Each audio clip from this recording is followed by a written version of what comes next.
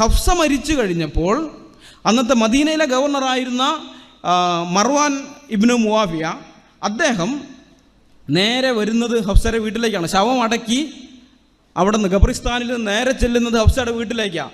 എന്നിട്ട് ഹഫ്സയുടെ കൈവശം ഉണ്ടായിരുന്ന അബൂബക്കറിൻ്റെ കാലത്ത് ക്രോഡീകരിക്കപ്പെട്ട ഒന്നാമത്തെ ഖുർആൻ എന്ന് മുസ്ലിങ്ങൾ പറയുന്ന സാധനം, അത് ഈ മർവാൻ അത് നശിപ്പിച്ചു കളഞ്ഞു.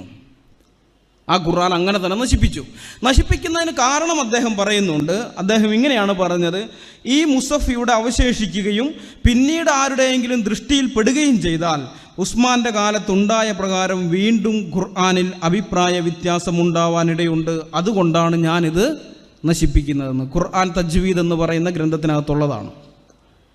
അപ്പോൾ ഈ ഒരൊറ്റ പ്രസ്താവനയിൽ നിന്ന് തന്നെ തെളിയുന്നുണ്ട്, ആദ്യമുണ്ടായ ഖുർആനും പിൽക്കാലത്തുണ്ടായ ഖുർആനുകളും തമ്മിൽ വളരെ വ്യത്യാസങ്ങളുണ്ട്. അതുകൊണ്ടാണല്ലോ ഇതുണ്ടെങ്കിൽ അഭിപ്രായ വ്യത്യാസം വരുമെന്ന് ഇദ്ദേഹത്തിന് പറയേണ്ടി വന്നത്.